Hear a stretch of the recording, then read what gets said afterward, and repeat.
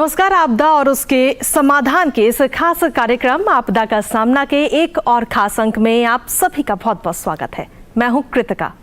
आपदाओं की बात करें तो ये प्राकृतिक और हो या फिर मानव निर्मित, आपदा का सामना तो हमें करना ही है, लेकिन सच ये भी है कि तैयारी में ही है समझदारी। ऐसा हम सभी मानते भी हैं। आपने इससे पहले एनडीआरएफ, एनडीएमए और एनआईडीएम और साथ ही कई और राज्यों की आपदा प्रबंधन की जो संस्थाएं हैं उनका नाम सुना होगा और इन सभी की बहुत बड़ी भूमिका भी है। लेकिन इन सभी के बीच में सबसे ज्यादा बढ़कर भूमिका अगर किसी की है तो वो है वहां मौजूद स्थानीय लोगों की, जो आपदा प्रबंधन के क्षेत्र में बहुत बड़ी भूमिका निभा सकते हैं और निभाते हुए अक्सर नजर भी आते हैं। अब ऐसे कई सारे उदाहरण आज हम सभी के सामने हैं। ऐसे में बहुत ज़्यादा ज़रूरी है कि हर एक व्यक्ति जागरूक हो कि आपदा के समय उसे क्या करना है, कैसे आपदा से निपटना है। और इसीलिए हम लेकर आए हैं ये खास अंक, जिसमें हम जानेंगे कि आपदा से निपटने के तरीके, आपदा के बाद कैसे पीड़ितों की मदद की जाए और आपदाओं के दौरान और उसके बाद स्थानीय लोग इस पूरी प्रक्रिया को क्या कुछ अपनाएं। आज अपने इस खास अंक में आज इसी पर करेंगे चर्चा, और चर्चा करने के लिए स्टूडियो में मेरे साथ कई सारे मेहमान मौजूद हैं। सबसे पहले उनसे आपको रूबरू करवा देते हैं। हमारे साथ में कुणाल सत्यार्थी जी इस वक्त स्टूडियो में मौजूद है, जो कि राष्ट्रीय आपदा प्रबंधन प्राधिकरण के संयुक्त सचिव हैं। कुणाल जी, बहुत बहुत स्वागत है आपका। साथ ही को फाउंडर तान्या ग्रुप के एलिया जाफर हमारे साथ मौजूद है। एलिया जी, आपका भी बहुत बहुत स्वागत है। हमारे साथ में प्रोफेसर संतोष कुमार जी हैं, जो कि national institute of disaster management से हैं। सर, आपका बहुत बहुत स्वागत है। इसके अलावा हमारे साथ में इस वक्त स्टूडियो में कुछ बच्चे भी मौजूद हैं, जो कि army institute of education greater Noida से आए हैं। बच्चों, आपका भी बहुत बहुत स्वागत है हमारे आज के इस खास अंक में। तो चलिए इसी के साथ कार्यक्रम की शुरुआत करते हैं और शुरुआती सवाल लेते हैं कुणाल सत्यार्थी जी से। कुणाल सर, जिस तरीके से आपदाओं की हम बात करते हैं तो आपदाओं के लिए हमें क्या कुछ महत्व होता है, क्योंकि आज हम बात कर रहे हैं सामुदायिक आपदा को लेकर के कि हमारी क्या भूमिका है। तो सबसे पहले मैं आपसे जानना चाहूँगी, जो आपका आज का शीर्षक है और टॉपिक है सामुदायिक आधारित आपदा प्रबंधन, बहुत ज़रूरी है।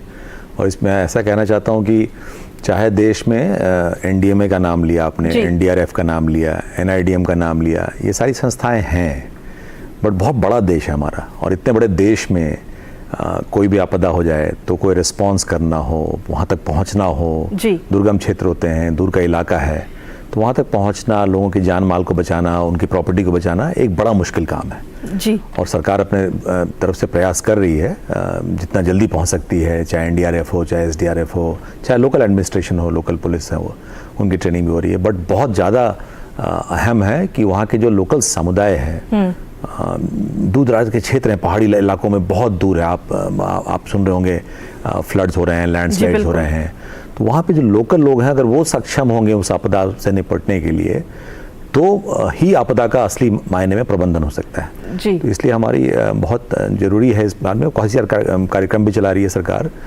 बट बहुत ज़रूरी है कि लोकल समुदाय के लोग, लोकल बच्चे, युवक मंडल के लोग, महिला मंडल के लोग, लोकल प्रधान, पंचायत, स्कूल के बच्चे, कॉलेज के बच्चे, वो सब उसमें मिलकर साथ दें।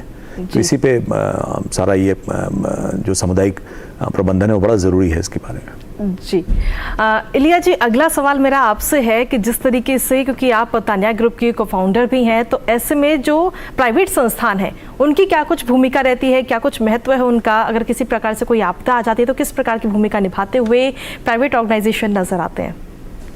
मेरे ख्याल से गैर सरकारी संस्थाएं जो हैं या फिर स्वयंसेवी संस्थाएं, इनका एक बहुत ही अहम भूमिका होती है। एक तो आपदा आने से पहले पूर्व तैयारी में जी, क्योंकि पूर्व तैयारी के समय में यदि आप क्षमता का निर्माण करते हैं लोगों के लिए वहाँ के, क्योंकि वही होते हैं जो सबसे पहले फर्स्ट रिस्पॉन्डर जिन्हें हम कहते हैं, वो किसी भी आपदा के समय में सबसे पहले आपस में समुदाय के लोग एक दूसरे की मदद करते हैं। तो पूर्व तैयारी के समय में चिन्हित करना कि कौन लोग अति संवेदनशील हैं, कौन लोग हैं जिनमें क्षमताएं हैं, क्या साधन है, संसाधन है उन लोगों के पास उस क्षेत्र में, ये होता है। और उसके बाद आपदा आने के बाद आंकलन करना कि कितना नुकसान हुआ है, किसको, राहत कार्य में शामिल होना, और उसके बाद राहत कार्य के बाद भी एक पुनर्निर्माण की जो एक काफी समय तक चलती है आपदा आने के बाद प्रक्रिया, तो उसमें भी काफी एक अहम भूमिका रहती है ऐसी संस्थाओं की जी।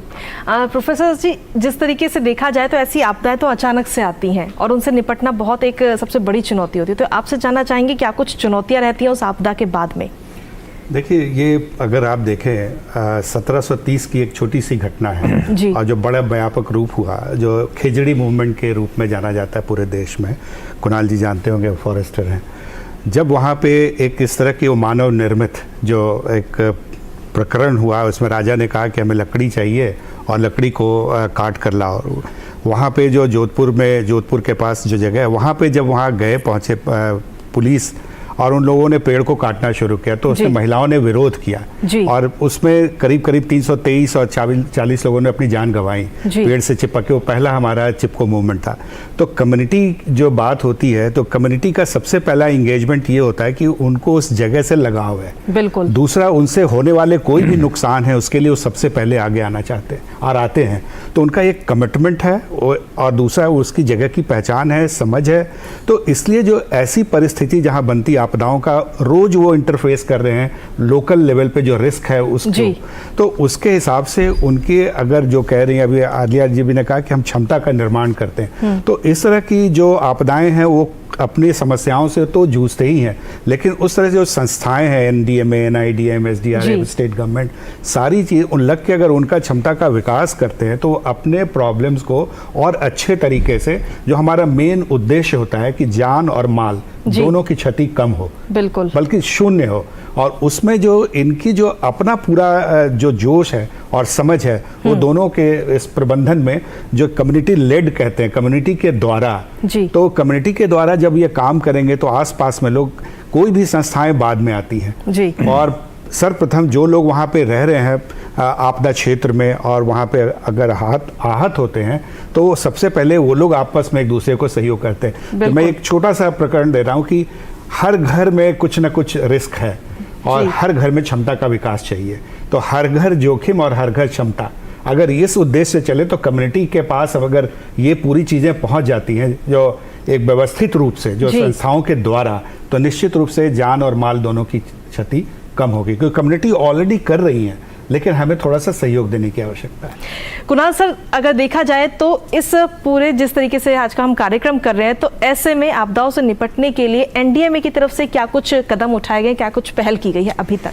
NDMA की तरफ से जो बताना चाहूँगा, सबसे जो बड़ा अधिनियम है डिजास्टर मैनेजमेंट एक्ट 2005, उसमें 3-4 धाराओं में बड़ा क्लियर लिखा हुआ है कि डिजास्टर मैनेजमेंट अगर देश में करना है तो लोगों के साथ करना है, it has to be people centred.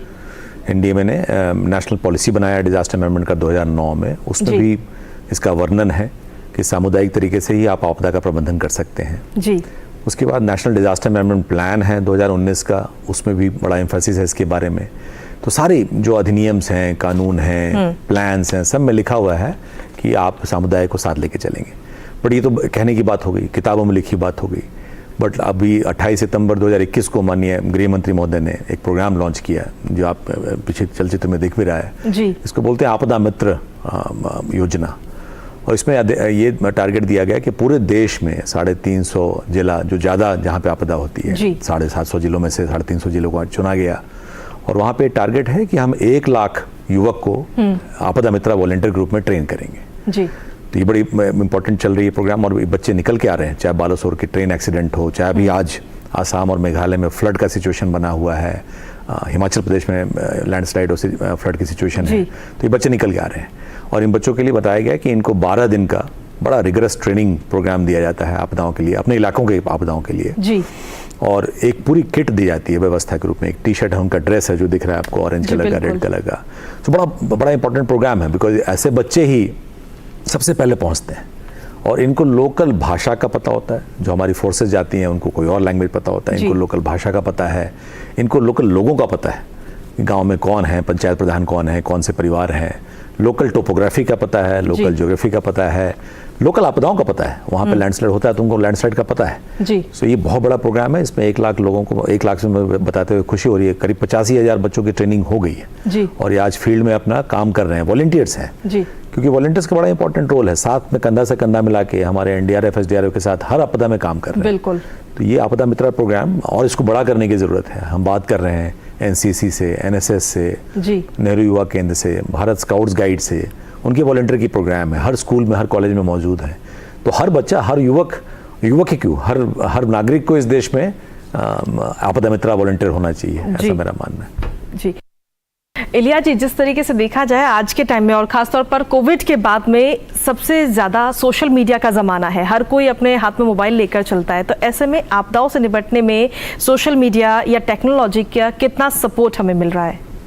बहुत ही अच्छा सवाल है। जैसे कि प्रधानमंत्री जी की 10 सूत्रीय एजेंडा जो है उसमें भी उनका 7वां पॉइंट वही था कि कैसे हम आपदा के जोखिम को न्यूनीकरण करने के लिए सोशल मीडिया या फिर मोबाइल प्रौद्योगिकी का इस्तेमाल कर सकते हैं जी। तो आज के समय में यदि पूर्व चेतावनी की बात करते हैं, किसी भी तरह की आपदा आने वाली उसका अलर्ट या अर्ली वार्निंग की बात करते हैं, तो उसमें सोशल मीडिया व्हाट्सएप के थ्रू कुछ नुकसान भी हैं क्योंकि रूमर्स कई बार फैलते हैं, पर फायदे अगर हम करना चाहें तो एक बहुत जल्दी बहुत तेजी से लोगों तक उसके बारे में इंफॉर्मेशन पहुंचाई जा सकती है। जो समुदाय के लेवल पे प्लान्स बने हैं उसमें कई टास्क फोर्सेस बनते हैं, जैसे कि खोज और बचाव की टास्क फोर्स, या फिर जो चिन्हित लोग हैं, गर्भवती महिलाएं या स्तनपान करने वाली महिलाएं, दिव्यांगजन या एल्डरली पीपल, तो उन लोगों को कैसे एक सुरक्षित स्थान पे पहुंचाया जाए, तो टास्क फोर्सेस को जल्दी से जल्दी उनको मोबिलाइज किया जा सकता है। टेक्नोलॉजी में ड्रोन भी एक बहुत ही इंपॉर्टेंट आ गया है आजकल कि जिससे हम आंकलन बहुत जल्दी कर सकते हैं उन जगहों में जो कि हम पहुंच नहीं सकते, वहां ड्रोन के थ्रू हम पता कर सकते हैं। और असेसमेंट भी बहुत फास्ट हो गया है, जैसे कोबो कलेक्ट गूगल फॉर्म के थ्रू फील्ड में जाते ही तुरंत इंफॉर्मेशन एक जगह पे आती है जिसकी हम एनालिसिस कर सकते हैं। तो काफी अहम रोल अब एक टेक्नोलॉजी का आया है। जी चलिए, हमारे इस खास कार्यक्रम में चर्चा तो लगातार चलती ही रहेगी कि आपदाओं से कैसे निपटा जाए, और सवाल जो है हमारे जो साथ जो छात्र मौजूद हैं, जो छात्राएं मौजूद है, वो भी अपने सवाल लेंगे, लेकिन एक छोटी सी ब्रेक के लिए यहाँ रुकते हैं। आप बने रहिए और देखते रहिए आपदा का सामना। ब्रेक से पहले आपको एक महत्वपूर्ण जानकारी देना चाहते हैं। आपदा प्रबंधन हेतु निस्वार्थ सेवा को सम्मान सुभाष चंद्र बोस आपदा प्रबंधन पुरस्कार के लिए नामांकन प्रक्रिया शुरू हो गई है, जिसकी अंतिम तारीख 31 अगस्त 2023 है। अधिक जानकारी और नामांकन भरने हेतु awards.gov.in पर या ndma.gov.in पर लॉगिन करें। पेड़ो पाको मिट्टी, झरने का पानी भी बंद, लैंडस्लाइड होने के लक्षण। अरे सब लोग इकट्ठे हो। क्या खबर है डाग बाबू? खबर कुछ ठीक नहीं है काका, लैंडस्लाइड होने का खतरा है। अरे किसी सुरक्षित स्थान पर चलना पड़ेगा। ऐसे कैसे घर बार छोड़ दे? अरे घर की चिंता छोड़ो, जल्दी से अपना सेफ्टी किट और जरूरी कागजात लेकर किसी सुरक्षित स्थान पर पहुंचो। लैंडस्लाइड हुआ था और इसके दोबारा आने के आसार हैं। आपके हित में तत्पर NDMA। Floods cause a lot of damage and destruction. You should stay prepared to deal with its after effects. Consider the following points. Do not eat food that has been in contact with flood water, as this may cause diseases. Eat freshly cooked or dry food. Drink only boiled or chlorinated water. If the water pipes and sewers are broken, then don't use taps and toilets. Keep your surroundings clean. Do not let children play in flood water. Do not use broken electrical switches. It can be fatal. Beware of electric poles and wires. Use mosquito nets to prevent malaria. Be smart, be prepared. Issued in public interest by NDMA.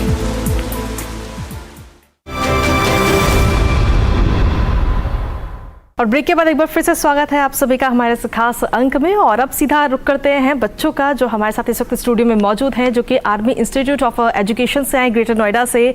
आप सभी का स्वागत है हमारे खास कार्यक्रम में। तो आज का जो मुद्दा है, आज का जो टॉपिक है, उसको लेकर अगर आपके कोई सवाल हैं तो आप हमारे गेस्ट से ले सकते हैं। मेरा नाम पवित्रा बर्मन है, मैं आर्मी इंस्टीट्यूट ऑफ एजुकेशन की छात्रा हूँ। मेरा प्रश्न ये है कि जैसे हमारे देश में असम और बिहार जैसे क्षेत्रों में हर साल बाढ़ आती है, तो हम अब छात्र छात्राएं अपने स्तर पर कैसे लोगों की मदद कर सकते हैं? कुणाल सर। देखिए, बड़ा अच्छा सवाल है पवित्रा आपका। अभी तो आप रियलिस्टिक सवाल है, बिकॉज आज की डेट में असम और मेघालय में फ्लड है, बिल्कुल बारिश बहुत हो रही है। और जैसा मैंने पहले बोला, जो बाढ़ की प्रक्रिया है इन राज्यों में बहुत सालों से, आज से नहीं, अतीत साल से चलता है। डैमेज ज़्यादा होने लगा है और बड़ा इम्पोर्टेंट है, जैसा मैडम बता रही थी पहले, कि जो गोल्डन आवर होता है 6 घंटे, 5 घंटे, 24 घंटे, इसको गोल्डन आवर बोलते हैं। तो अगर आपदा मित्र का प्रोग्राम हो या सामुदायिक दृष्टिकोण हो इसके बारे में, तो उस गोल्डन आवर में लाइफ तो बचा ही सकते हैं आप जी। प्रॉपर्टी नहीं बचा सकते हैं, मानिए बिल्डिंग का नुकसान हो गया, ब्रिज टूट गया या सड़क टूट गया, बट लाइफ को बचाना बहुत ज़रूरी है। बाद में बॉडीज़ निकालने से बेहतर है कि लोकल लोग, लोकल आपदा मित्र वॉलंटियर या लोकल लोग उसको मतलब उस समय उस पर काम कर सकें, पहला जी। दूसरा कि आपको जो हमारे वॉलंटियर्स अभी आसाम में काम कर रहे हैं, लोगों की मदद कर रहे हैं, रेस्क्यू में, रिलीफ में, शुरुआत में लोगों को सामान निकाल के घर से बाहर ले आना है, नाव में डालना है, नाव से बाहर निकालना है, उसमें बहुत काम कर रहे हैं। तो बहुत ज़रूरी है, बहुत लोग हैंडीकैप्ड हैं, बहुत बुजुर्ग लोग हैं, बहुत छोटे बच्चे हैं, महिलाएं हैं, उन सब की मदद बहुत ज़रूरी है। आपदा के समय ये बड़ा इंपॉर्टेंट रोल होता है। और आपका यूथ का, आपने पूछा यूथ क्या कर सकता है, यूथ का बड़ा इंपॉर्टेंट रोल है अपने पूरे समुदाय को इकट्ठा करना, उनकी मदद करना, सही जानकारी उन तक पहुँचाना और उनको रेस्क्यू रिलीफ में शुरुआत में, प्रिपेयर्डनेस तो पहले हो जाता है आपदा के, but during a disaster it's a very important role that only local youth can play and local community can play. चलिए, शुक्रिया प्रतिभा। और कोई अन्य सवाल? नमस्कार, मेरा नाम शिवानी शर्मा है। मैं आर्मी इंस्टीट्यूट ऑफ एजुकेशन से बीएड कर रही हूँ। मेरा सवाल ये है कि कल को जब हम टीचर बनेंगे तो हम एज अ टीचर कैसे प्रिपेयर्ड हो सकते हैं किसी भी आपदा के वक्त, और हम कैसे अपने बच्चों को भी प्रिपेयर करा सकते हैं स्कूल में? प्रोफेसर साहब, ये बड़ा अहम सवाल है कि अभी पूरे जो दोनों हमारे वक्ताओं ने कहा कि एक मूल रूप से गोल्डन आवर होता है और उस गोल्डन आवर में शिक्षण संस्थानों की भूमिका बहुत महत्वपूर्ण है। जैसे अभी आप बच्चे, पहले आप आज पढ़ रहे हैं कि आपदाओं के बारे में, और जो सरकार की जो इनिशिएटिव्स हैं उसके कारण आप टेक्स्ट बुक में भी पढ़ रहे हैं और कॉलेजेस में भी पढ़ रहे हैं। इसके बाद जब आप शिक्षक बनेंगे तो आपको फिर वो रोल रिवर्सल की बात होगी। आपको नए बच्चों को पढ़ाने की बात है, ज़रूरत है कि उनको कैसे समझाएं, और उसमें एक तो पहले बात होती है ज्ञान के बारे में, कॉन्सेप्ट्स बताते हैं, लेकिन उसके बाद उनको करना क्या है। तो एज ए शिक्षक, जो आप एज ए टीचर, आपकी जो प्रथम भूमिका होगी कि कभी भी कोई इस तरह की आपदा हो तो उसमें वो बच्चे सुरक्षित हो, पहले इस पर जानकारी देनी है। तो दूसरी जानकारी होती कि आपदाओं, और ये जानकारी जब देते हैं तो सबसे पहले महत्वपूर्ण होता है कि एक ऑर्गेनाइज तरीके से दें, ये नहीं कि एक एडहॉकिज्म के रूप में चले। तो इसलिए जो व्यवस्था हुई है स्कूल के और कॉलेजेस में, जो करिकुलम्स बने, बच्चों को पढ़ना है, उसको बहुत आत्मसात करना होगा। एज ए खास करके ये मान के चलें कि हमारा रोल यही है कि हमें इनको बचाना है, इनको नुकसान नहीं होने देना। और इसमें सबसे महत्वपूर्ण है, जब मैं कहता हूँ आपदा प्रबंधन जो है, कंपैशन और लव, ये दो बड़ा महत्वपूर्ण शब्द होता है। एज ए यूथ भी, एज ए शिक्षक भी और एज ए स्टूडेंट भी। आप पहले आप अपने को तो सुरक्षित रखें, वो तो बहुत ज़रूरी है, लेकिन साथ ही साथ कंपैशन एंड लव, जो दूसरे के लिए कैसे आप वो चीज़ को लाते हैं। तो ये कंपैशन एंड लव को अगर आप उसको गांठ मान के लें कि हमें एज ए शिक्षक हमें इस चीज़ को प्रोपोगेट करना है, बच्चों में बढ़ाना है। और जितने भी करिकुलम्स बने हैं, NIDM ने भी और NDA में मिल के एक करिकुलम बनाया जो यूनिवर्सिटीज़ में भी, ग्रेजुएशन में, पोस्ट ग्रेजुएशन में भी सारे विषयों में उसको लागू किया गया। महत्वपूर्ण ये है कि जो कंपैशन और लव जो है वो मूल मंत्र है। बच्चों को अगर आपदाओं के संदर्भ में कुछ करने की अगर बात देते हैं तो आपदाओं के पूर्व, आपदाओं के दौरान और आपदा के पश्चात वो करने में सक्षम हो सकेंगे। जी, ठीक है, शुक्रिया प्रोफेसर सर। और कोई सवाल? मेरा नाम अंजलि मिश्रा है, मैं आर्मी इंस्टीट्यूट से बीएड कर रही हूँ। मेरा सवाल ये है कि हम कैसे इस कम्युनिटी के हिस्सा बन सकते हैं, हम क्या प्रोसेस है कि हम इस चीज़ का हिस्सा बन सकते हैं? देखिए, जैसा मैंने बताया कि आप संस्थाएं हैं, आपदा प्रबंधन राज्यों में भी है और केंद्र स्तर पे भी है। जो केंद्र स्तर पे है, हमारी संस्था है, वो कैपेसिटी बिल्डिंग, जो क्षमता विकास, मूल रूप से प्रशिक्षण और एजुकेशन का काम कर रही है।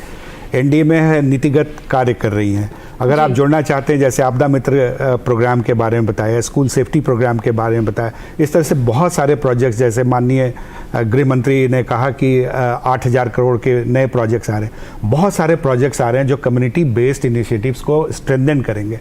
तो जब जहाँ पे जोखिम है, जहाँ भी रिस्क है, अगर आप उस मोहल्ले में रहते हैं, आप उससे जुड़ना चाहते हैं, उसमें वहाँ पे आपने एक ठान लिया कि यहाँ के जोखिम को कम करना है, क्योंकि आपकी जानकारी उस इलाके के बारे में बहुत अच्छी तरीके से, हर परिवार में कौन बीमार है कौन स्वस्थ है उसकी भी जानकारी होती है। वो बाहर से कोई भी आएगा तो शायद उसके पास वो जानकारी उपलब्ध नहीं होगी, लेकिन अगर आप इसको ठान लेते कि यहाँ के आगे के 2 वर्षों में मैं इस अपने मोहल्ले का, अपने इलाके का पूरी जो भी व्यवस्था है, जो भी वहाँ पे लोग काम कर रहे हैं उनसे जोड़ें, और हमारी जो मदद होगी आप सीधा हमें मेल लिख सकते हैं और हम आपको सहायता कर सकते हैं। तो इनिशिएटिव जब डिमांड होगा तो सप्लाई भी होगा।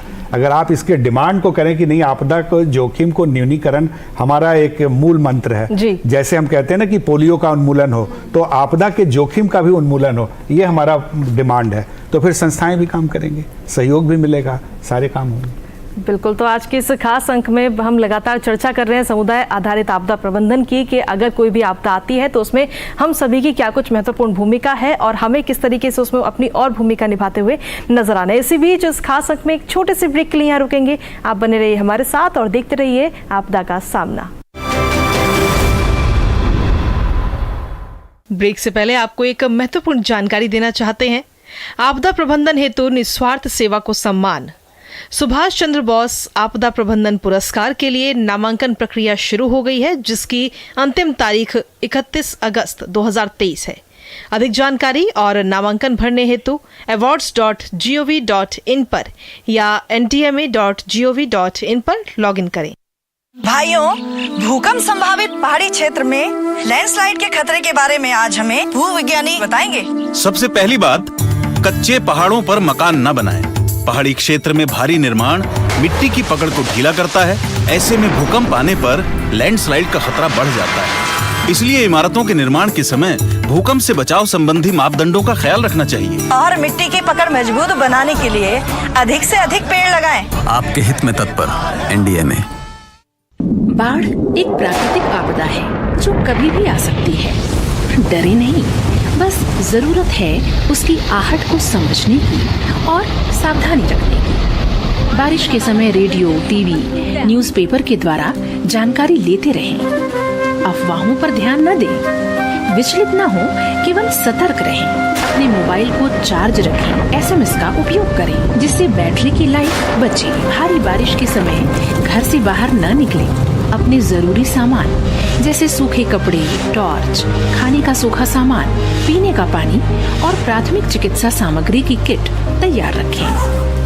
जरूरी कागजात जैसे परिवार के सभी सदस्यों के पहचान पत्र वाटरप्रूफ बैग में रखें। गैस और बिजली की सप्लाई बंद कर दें। तैयारी में है समझदारी। एनडीएमए द्वारा जनहित में जारी। और ब्रेक के बाद एक बार फिर से स्वागत है आप सभी का हमारे आज के इस खास अंक में। और सीधा सवाल लेते हैं अब कुणाल जी से। कुणाल जी, एनडीएमए की तरफ से अभी हाल ही में एक ऐप भी लॉन्च की गई है और जैसे आपने अभी बात भी बताई थी कि आपदा मित्र ट्रेनिंग भी लगातार चलाई जा रही है, तो इसकी कैसे महत्वपूर्ण है, ये किस तरीके से भूमिका इससे निभाई जा रही है? भारत सरकार में प्रधानमंत्री महोदय के जो बताया इन्होंने कि टेक्नोलॉजी का इस्तेमाल बहुत ज़रूरी है। ये जो 10 सूत्री एजेंडा दिया है 2016 में माननीय प्रधानमंत्री महोदय में, उसमें लिखा हुआ है कि टेक्नोलॉजी का इस्तेमाल करना है। और उनके नेतृत्व में और गाइडेंस में एक प्रोग्राम बनाया जा रहा है, उसको बोलते हैं कॉमन अलर्टिंग प्रोटोकॉल। भारत ऐसा देश होगा जहाँ पे प्रोग्राम चलेगा।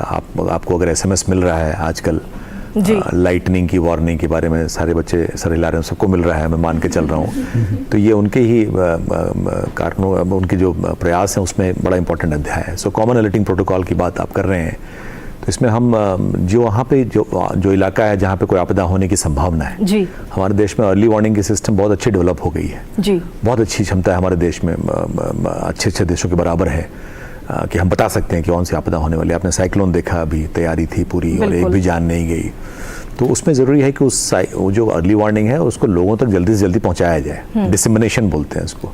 आपके पास अच्छी अर्ली वार्निंग है तो क्या इसका कोई फ़ायदा नहीं है अगर गांव के उस लास्ट माइल कनेक्टिविटी लास्ट बंदे तक ना पहुंच जाए। तो तरह तरह की आपदाओं में तरह तरह के टेक्नोलॉजीज़ का इस्तेमाल करना पड़ेगा, ताकि जो बोलते हैं कि कोई जान इस देश में नहीं जानी चाहिए। हर भारतीय साइक्लोन में करके दिखाया भारत सरकार ने और गुजरात सरकार ने साथ मिलकर और सारे संस्थानों के साथ मिलकर। तो ऐसा ज़रूरी है कि हर आपदा में कोई भी जान माल का नुकसान ना हो। बिल्कुल।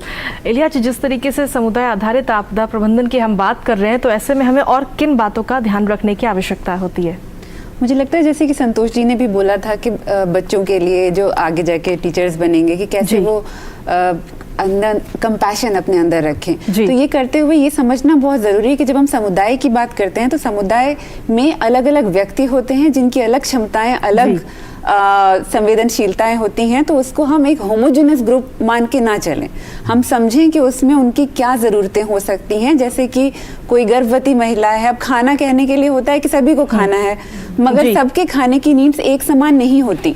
जो शिशु हैं उनकी अलग होती है, जो बुजुर्ग हैं उनकी अलग होती है, जो गर्भवती या स्तनपान करने वाली महिलाएं हैं उनकी न्यूट्रिशन नीड्स अलग होती हैं। तो उसको समझते हुए कैसे हम उनके साथ कार्य कर सकते हैं, कैसे योजनाएं बना सकते हैं ताकि हम एक अच्छा इंक्लूसिव जेंडर सेंसिटिव रिस्पॉन्स कर सकें, ये बहुत ज़्यादा ज़रूरी है। और इस बिंदु के साथ साथ ये भी समझना ज़रूरी है कि कैसे हम एक समन्वय आपस में सरकार भागीदारी बहुत ज़रूरी है, जिसमें कि सभी संस्थाएं जो ये करना चाहती हैं सबका उद्देश्य एक ही है कि कोई भी जान का नुकसान ना हो। माल का शायद फिर भी होता रहेगा, पर जान का नुकसान अगर बचाया जा सके तो ये एक उद्देश्य है सरकार का भी, स्वयंसेवी संस्थाओं का भी, गैर सरकारी संस्थाओं का भी और सभी समुदाय वालों का भी। तो यदि हम भागीदारी के साथ एक साथ मिल के काम करते हैं तभी हम इसमें सफल हो सकते हैं। बिल्कुल इलिया जी। संतोष जी, आखिरी सवाल मेरा आपसे है कि जिस तरीके से कहीं भी आपदा आती है तो अभी तक के उसमें भारत के अंदर कहाँ पर समुदाय आधारित आपदा प्रबंधन का काम हमें देखने को मिला है जिसने आपदा का जो प्रभाव है, जो असर है, उसको कम किया हो? देखिए, अभी हाल ही में हम लोगों ने साइक्लोन फनी उड़ीसा का डॉक्यूमेंट किया, बहुत डिटेल्ड डॉक्यूमेंटेशन किया।